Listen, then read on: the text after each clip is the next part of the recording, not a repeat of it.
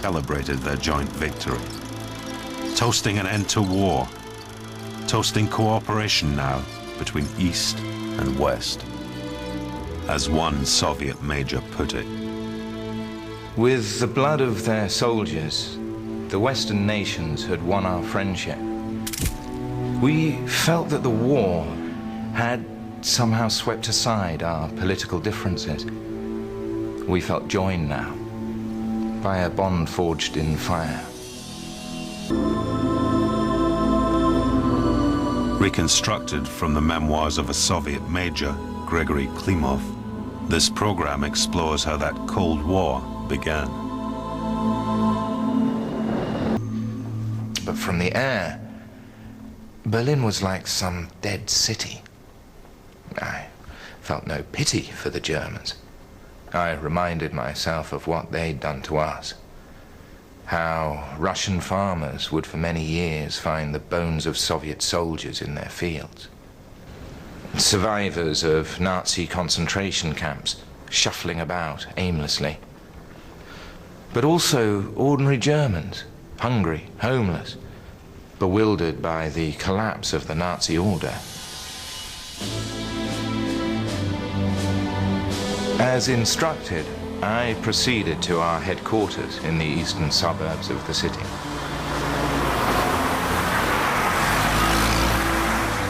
Klimov paints a vivid picture of his time with the Soviet army in Berlin. Their function had been agreed at Yalta: to work alongside the Western Allies, rooting out Nazism, helping ensure that never again would Germany threaten the peace of Europe. It was a job in which they took no small satisfaction. Target practice, eh, comrades? Exactly, comrades. We got it! Several of them at headquarters I already knew. Good to see you. I was with Bagdasarian in the push for Berlin. He'd lost his eye retrieving the body of a fallen comrade. The corpse was booby-trapped. Not before time. Valia Grinchuk I'd met in Moscow. The Nazis had butchered her family. She joined the partisans, learned how to kill. It was, you can imagine, not easy just turning off that hatred.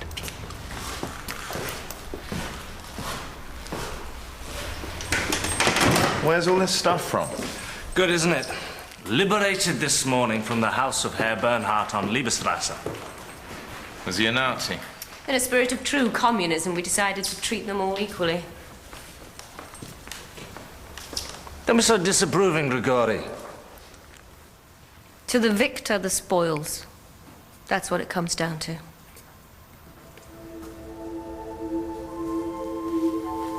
Officially, the Soviet Union had asked for $10 billion in reparations from Germany.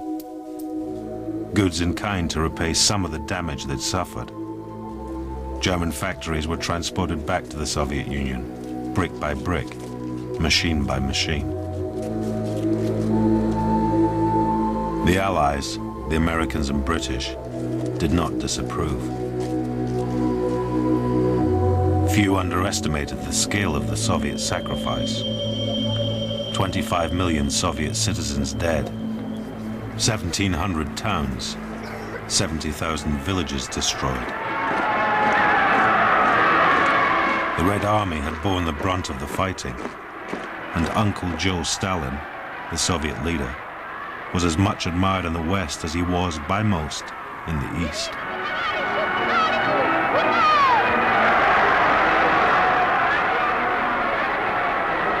But already, those with longer memories wondered what Stalin's plans were now the war was over.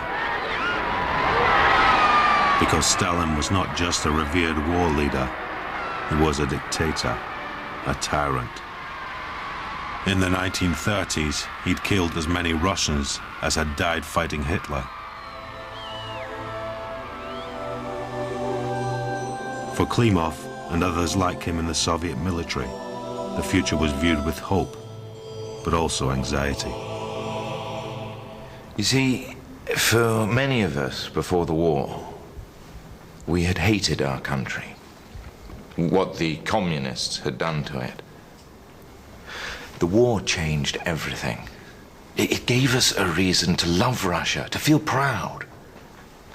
The day the war ended, I was in Moscow. I was with Valia. We were swept up together in the crowd, in all that joy. And I remember thinking that this was our victory, not Stalin's. And I remember praying that in this new dawn, we could be something better now. That he would let us be something better than we had been before. I hoped that in Berlin I would see this dream put into practice. Germany had been divided into 4 zones of occupation. Berlin, the capital, lay in the heart of the Soviet zone.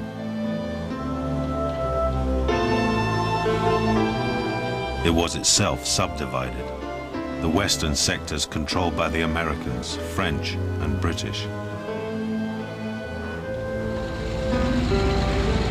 But there was freedom of movement at first between the zones, and many decisions were taken jointly. For young Russians like Klimov, mixing with the Allies was a profound and significant freedom. You must remember that in Moscow before the war, if you even spoke to a foreigner, you could be arrested. Now we were meeting with them, talking to them every day. And I found myself liking them.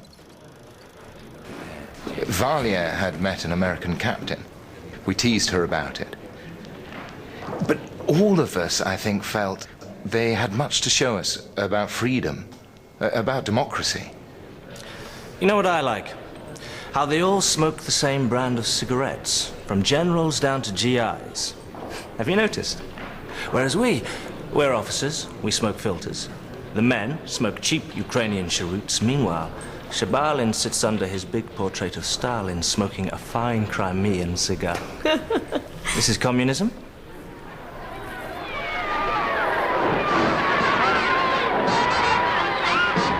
By comparison to the Soviets, the Americans had come out of the war in good health. Victory found them relatively undamaged.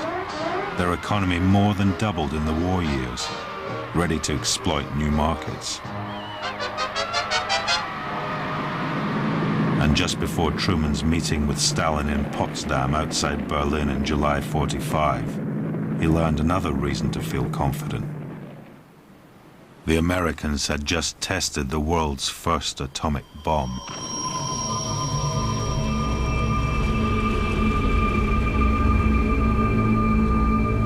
But what the Americans failed to appreciate was how threatening their confidence might appear to the Soviet old guard.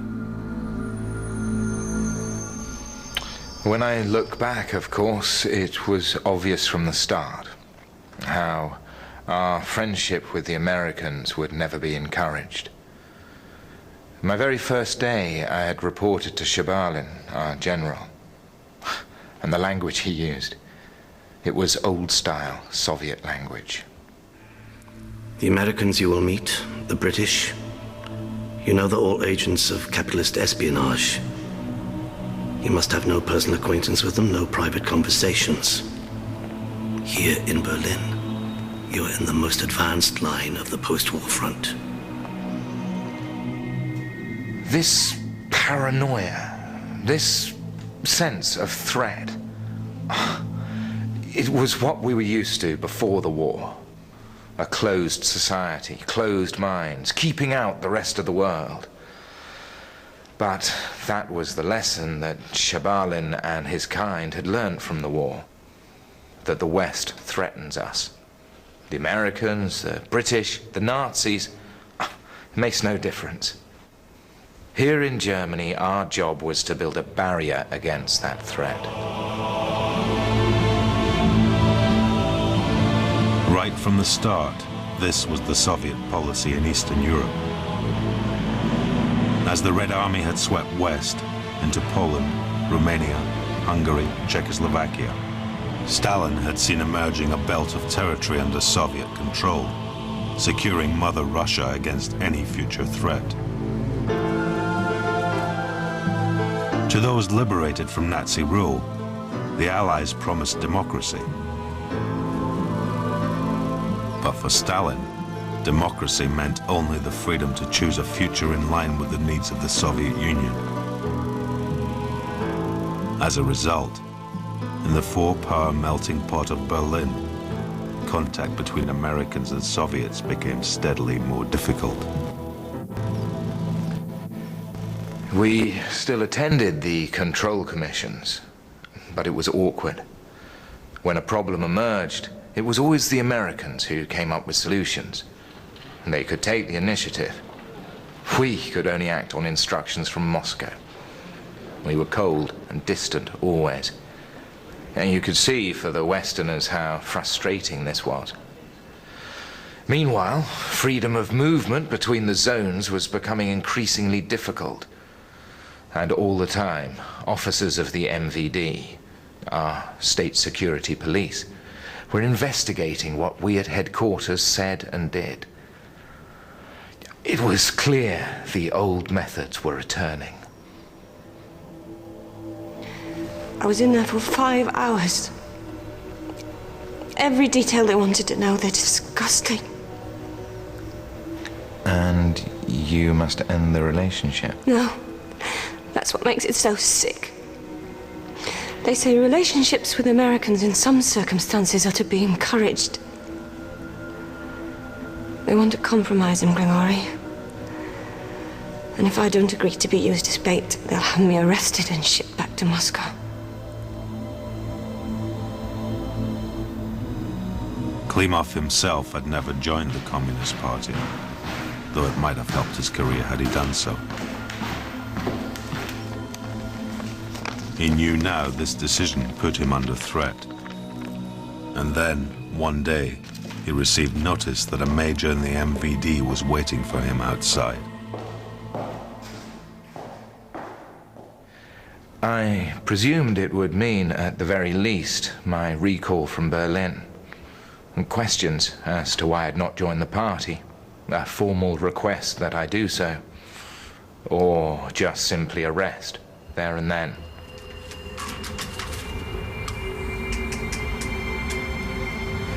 I remember feeling this emptiness in my stomach. But then, sitting there in this American car was Andre. Hello, Grigory. Get in, then. I didn't know I had a friend in the MVD. But it seems I did. Andre, my old friend from school and college. I thought he'd died in the war. He looked terrible. Though he risked his neck in doing so, and Klimov's too, Andrei had come to unburden himself and his old friend, to share with Klimov the harsh realities of Soviet policy in Germany. Much Klimov already knew, but to have it spelled out in such detail was the final blow to Klimov's post-war dreams.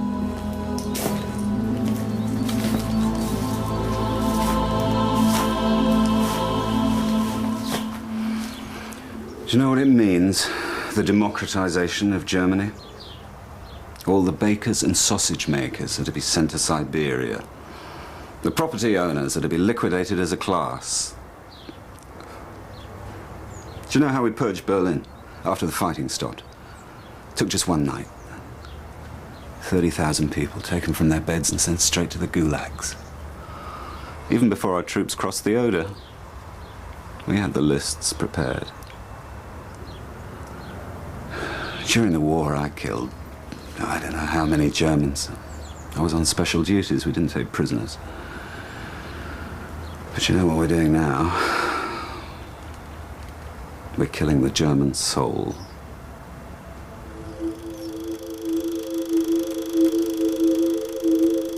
The Soviets, in their zone of Germany, were using the same techniques they were to use in all the Eastern European countries they controlled.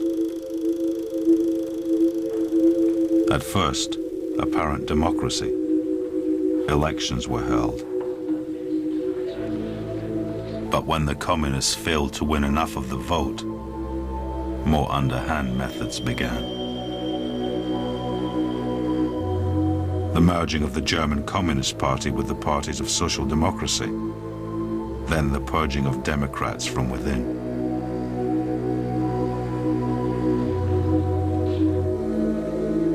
There was ballot rigging, intimidation, and most dehumanizing of all, the deterioration even further of German standards of living, encouraging the Germans in the Eastern Zone to think of communism as their only hope.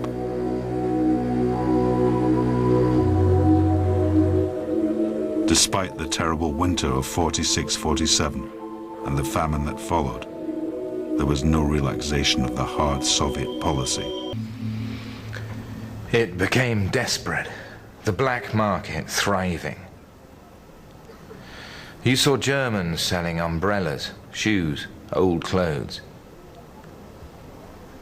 And meanwhile, in the streets, German communists were marching, herded like sheep by their Soviet masters. Oldest trick in the book. Drag them down far enough, then offer them cake to win them over. When Germany surrendered, I took it for granted we'd take what we could from Europe. We were the victors. But that then we'd set our house in order. Instead, back home, Stalin drains every last drop of our blood. And now we find ourselves forcing our muck down these people's throats too. Building a new proletariat in Europe. Is that what we fought for?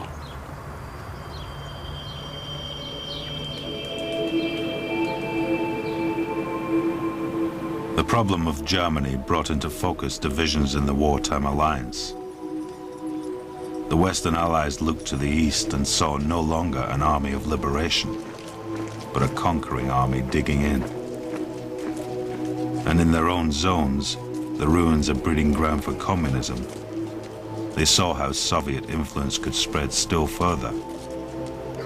And so, by necessity, their attitudes towards the Germans, their old enemies, began to soften. In the British zone, rather than dismantling factories, industry was encouraged once again to get the German economy rolling. The American Secretary of State, General Marshall, organized massive loans for Western Europe, the Marshall Plan, out of humanity, but as much to block the spread of communism. Meanwhile, the western zones of Germany were merged, and in 1948 they became an independent country, with its own constitution and currency, with West Berlin supplied by road and rail through Soviet-controlled territory. Freedom in West Germany had been secured through America's economic muscle. But the price was the acceptance of Soviet control in the East.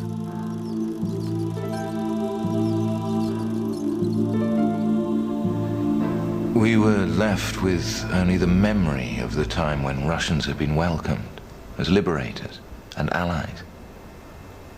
All the sympathy Russian soldiers had won in the world, gone. We'd wanted a breathing space after the war. But already we could see new storm clouds gathering, and our hearts sank. We thought back to the way we judged the Germans in 1945. All the same, all guilty. Well, what about us then, wearing this uniform? Would we one day all be judged guilty too? In 1948, Stalin closed the supply lines between West Germany and West Berlin to force the Allies to abandon this pocket of freedom within his sphere of influence.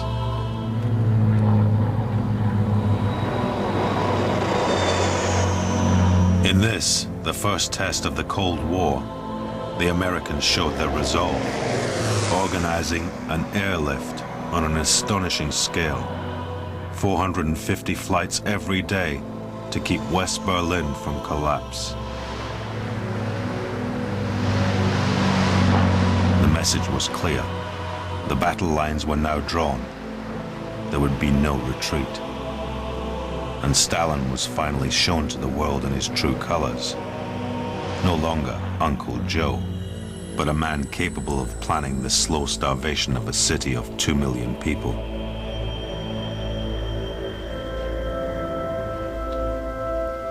But that was a lesson Klimov had learnt long before. He'd already made his choice. One morning, in early '47, he'd taken off the uniform which caused him such shame.